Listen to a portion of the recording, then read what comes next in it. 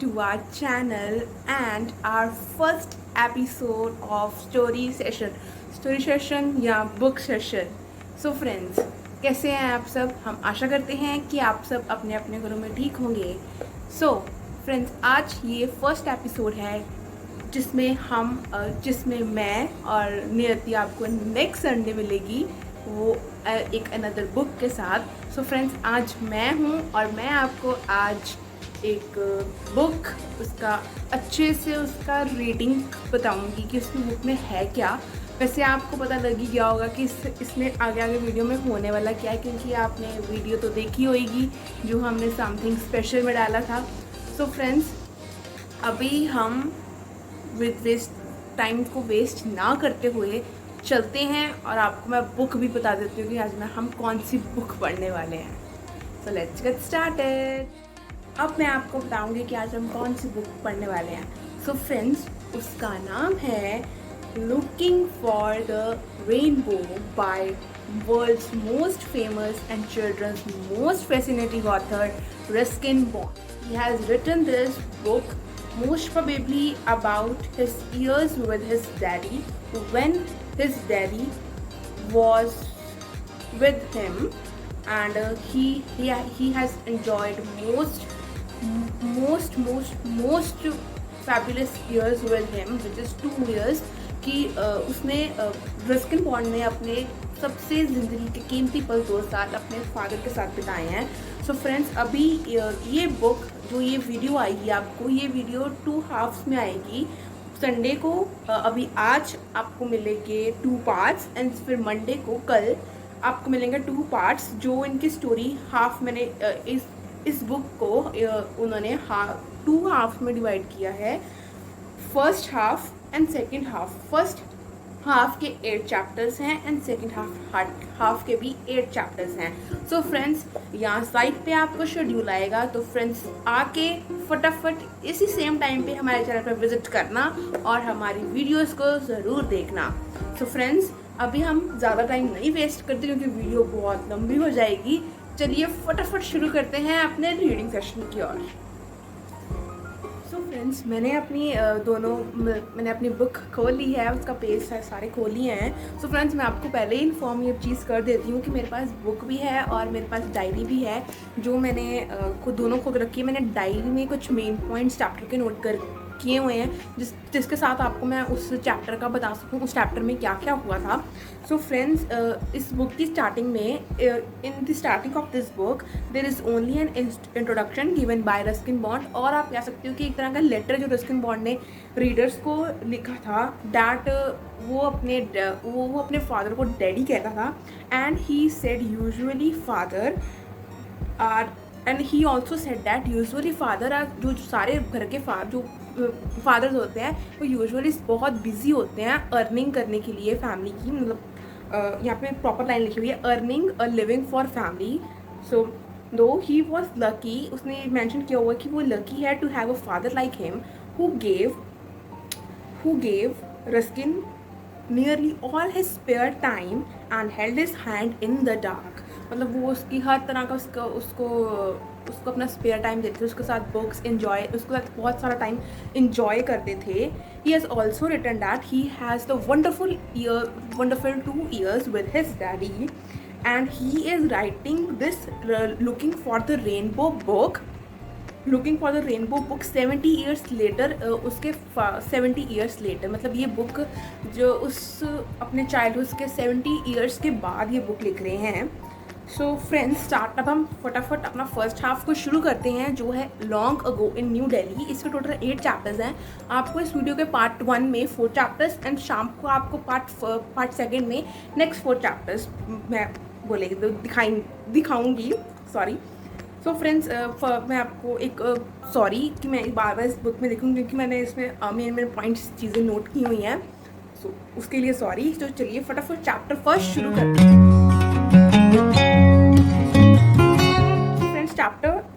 In chapter first, as he was studying in convent school, which is in hills, he was more happy to take a long break from his gloomy classrooms, dormitories। मतलब वो एक boarding school था जहाँ पे classrooms थे और वहाँ पे खाना लीफी वेजिटेबल्स जो रस्किन को खाना बिल्कुल पसंद, उसको बोरिंग लगता था। एंड और ये उसको लॉन्ग ब्रेक चाहता था, इसीलिए उनका मिड टर्म ख़त्म हो चुकी थी, इसके लिए वो अपने घर वापस जाएगा जो है न्यू दिल्ली। और उन्होंने मेंशन किया हुआ है कि उनका स्कूल शिमला में था, शिमला नियर कसौली, ऐसे प्रॉपर मेंशन नहीं है जगह, पर ये शिमला कसौली मेंशन है। और उन्होंने ये मेंशन किया हुआ है दैट हिज मदर की फर्स्ट यहाँ yes 1942 when the world war was going on, his mother and father was got separated and his mother marry a new man and उसकी मम्मा ने किसी और मैन के साथ शादी कर ली। एंड उसने आगे अपने फादर की डिस्क्रिप्शन दी हुई कि उनके फादर क्या काम करते थे। As his father name was Aubrey Bond and he was serving in RAF Royal Air Force and was living in his own Air Force huntment near New Delhi near Humayun Road and working in codes and cipher section codes and cipher section at headquarters. His mother headquarters codes, जो codes crack होते हैं royal air force में, उनको codes को crack cyphers ये काम करते थे। And his mother Ruskin bond की ममा उसको उनके स्कूल से ले आई और रस्किन बॉन्ड को ट्रेन में बिठा दिया कि वो न्यू दिल्ली चला जाए। एंड न्यू दिल्ली जब वो पहुंचे तो उसके फादर वहाँ स्टेशन पे वेट कर रहे थे, looking very elegant in his RAF uniform. And then they had breakfast at railway station, जो पेंट्री और कैंटीन्स होती है रेलवे स्टेशन के ऊपर, वहाँ ब्रेकफास्ट किया। और रस्किन बॉन्ड ने ये बात लिखी कि रेलवे स्टेशन का जो ब्रेकफास्ट है वो बेटर था उनके स्कूल के खाने से। And then they joined Mr. Fred, who was his father's friend, and he was old superintendent at Old Delhi Station. So यहाँ पे फर्स्ट चैप्टर का एंड हो जाएगा एंड उसके बाद सेकंड चैप्टर की शुरुआत होती है, जहाँ पे सेकंड चैप्टर में सिर्फ एनिमल्स के बारे में है। फ्रेंड फटाफट शुरू करते हैं हम अपना चैप्टर 2 और बताते हैं आपको कि चैप्टर 2 में क्या हुआ।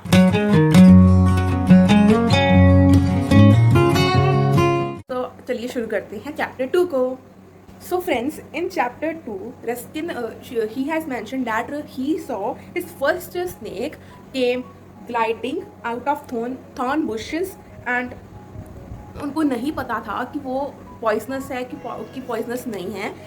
सो उसके बाद वो सोच ही रहे थे, उसके बाद उनको ये क्लियर हो गया कि फिर वो पॉइजनस नहीं है, क्योंकि 3 हैंस ने स्नेक को अटैक कर दिया था, क्योंकि हैंस अपने चिक्स को प्रोटेक्ट कर रहे थे एंड चिक्स को प्रोटेक्ट कर रहे थे।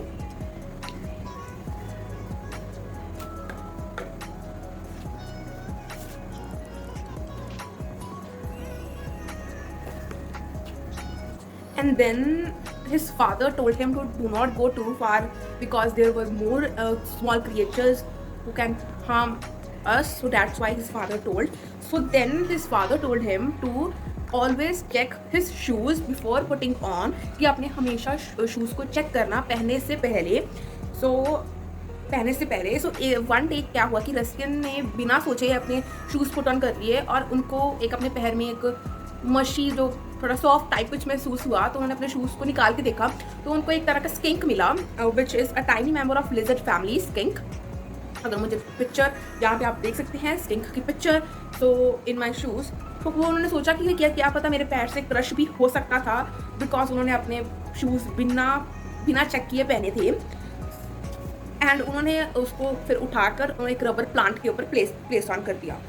वो कहते इसको भी छोड़ देते हैं। चलिए नेक्स्ट चलते हैं कि अपने न्यू दिल्ली जहाँ पे वो रहते थे उनका पूरा माहौल कैसा था, वो यहाँ पे हटमेंट में रहते थे वो कैसा दिखता था।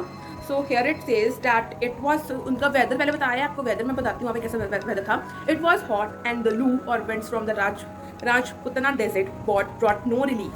There were hot dusty winds. Sometimes there was a dust storm which would be followed by drops of rains. मतलब बहुत गर्मी थी वहाँ पे, एक तरह का गर्मी थी। और यहाँ पे ये मेंशन है कि 1942 में तब तो एयर कंडीशनर्स भी नहीं होते थे, तब एक फ़ैन चलता था जिससे हवा के साथ वाटर बार स्प्लैश स्प्रिंकल्स जो अब भी चलता है शादियों के टाइम में जो रोटेट करता है वो चलता था। तो उससे बहुत अच्छा कूलिंग इफेक्ट आता था कि वो वाटर उनके फेस के ऊपर स्प्लैश करता था। वो कहते हैं कि हमने अपना पीने का पानी एक अर्थन पॉट में रखा था जिसको हम सोहराई भी बोलते हैं, जो पानी को ठंडा रखता था। वो कहते हैं हम टैप वाटर यूज़ करते थे सो फ्रेंड्स, ये यहाँ पे इनका पूरे रूम का जो इन्वायरमेंट, जो भी चीज़ें वो यूज़ करते थे यहाँ पे उन्होंने ख़त्म कर दिया है। नेक्स्ट पार्ट, उनके फादर ने उनको रस्किन को बोला कि आप why don't you play with your neighbours, जो फ्रेंड्स थे। तो रस्किन ने उसका जवाब दिया कि I tried, I said but couldn't understand their language, it is English. कहता कि मुझे उनकी लैंग्वेज समझ नहीं आती। सो कहते my father couldn't stop his laughing, well it's English but the cockneys from the London, cockneys from London. Friends, जो भी रफ वर्ड इस बुक में हैं, सारे वर्ड्स आपको इस एंड ऑफ द वीडियो में मिल जाएंगे उसकी वोकैबुलरी के साथ, जो हमारे माइंड को स्ट्रॉन्ग रखेंगे। सो प्लीज़ उनको एक बार चेकआउट जरूर करना, एंड में, वीडियो के एंड में आपको मिलेंगे। सो फ्रेंड्स, बिकॉज वो कुकनीज थे तो उनकी जो टोन थी बोलने की वो क्वाइट डिफरेंट थी इंग्लिश से। सो फ्रेंड्स, यहाँ पे हमारा चैप्टर 2 खत्म होता है और 3rd चैप्टर की शुरुआत होती है। 3rd चैप्टर की शुरुआत। सो फ्रेंड्स, यहाँ अभी 2nd चैप्टर शुरू करते हैं हमारे चैप्टर 3rd की ओर। सो फ्रेंड्स, इन 3rd चैप्टर ज़्यादा कुछ मेन इंपॉर्टेंट नहीं मेंशन किया हुआ है, सिर्फ यही मेंशन किया हुआ है कि उनके पास उनके घर में कुछ उनकी प्लेइंग मटेरियल था, जो आपको मैं बताती हूँ उनके पास क्या क्या प्लेइंग मटेरियल था। इस बुक के पेज की पिक्चर मैं यहाँ पे इंसर्ट कर रही हूँ, आप प्लीज़ चेकआउट कर लेना। अगर पिक्चर्स भी यहाँ पर बनी हुई हैं तो मैं वैसे दिखाऊंगी, आपको अच्छे से नहीं दिखेंगी, मैं पिक्चर अटैच कर रही हूँ, आप उसको चेकआउट, आप उसको देख लीजिए। तो फ्रेंड्स, उनके पास था a dashboard, a train set, lots of books and comics and an old gramophone with box of 78 RPM records and a grand opera. And उसके साथ उसकी वॉइसेस थी उनके पास of Caruso and Gigli, belting out from arias from La Boheme और Madame butterfly. तो उनके पास ये था, बिकॉज जो रस्किन बॉन्ड है वो इन्जॉय करते थे to listening this tenors and baritones and the great Russian bass and Chaliapin. तो ये उसको इन्जॉय करते, तो ये चीज़ें थी जो यहाँ पे थी। सो फ्रेंड्स, इसमें आगे नेक्स्ट भी मेंशन दिया हुआ है कि उनके फादर यूजुअली पोनी टोंगा के ऊपर आते थे around 5 to 6 PM in evening, after having there after having a tea together, lots of bread and jam. Ruskin Bond अपने फादर की हेल्प करता था जो स्टैम्प्स को कलेक्ट करने में, एज हिज ब्रॉय Bond was an avid stamp collector and he has different stamps of country in his books. अब अलग अलग कंट्रीज की उनके पास स्टैम्प्स थी। सो वो कहते कि उन्होंने लिखा हुआ कि वो इतने इविड स्टैम्प कलेक्टर थे कि अगर उनके पास किसी कंट्री की स्टैम्प मिसिंग है तो वो किसी भी हद तक जा सकते थे वो स्टैम्प को लेने के लिए। सो फ्रेंड्स, यहाँ पे उन्होंने एक नाम भी लिखा हुआ है कि वो एक स्टैम्प ऑर्डर भी करते थे from Stanley Gibbons, the big company dealer in London. There were illustrated Stanley Gibbons. So ये यहाँ पे था। एंड नेक्स्ट, सो फ्रेंड्स, इस नेक्स्ट पेज में मेंशन है कि रस्किन बॉन्ड को स्टैम्प कलेक्टर के साथ बहुत सारी इन्फॉर्मेशन अलग अलग कंट्रीज की हिस्ट्री का पता लगा। एंड एज की Delhi is also an history है, दिल्ली में बहुत सारी जगह हैं जिसकी बहुत सारी हिस्ट्री हैं। सो एक दिन उनके फादर उनको दिल्ली के पुराना किला में लेके गए, and the rambling old fortress that had been emperor of Humayun's palace, emperor Humayun का वो पैलेस था। एंड वो कहते हैं कि हम जो रूइंड लाइब्रेरी थी वहाँ पे गए। The steps down which Humayun had fallen to his ultimately death, they did not appear very dangerous, यहाँ पे लाइन लिखी हुई है। देन इसके बाद कुछ सम डायलॉग्स हैं, and then his father said an amazing line which I thought थोड़ा फनी टाइप्स हो सकता है या जोक आप कह सकते हो। इसमें लिखा, मैं आपको फुल लाइन पढ़ के सुनाती हूँ।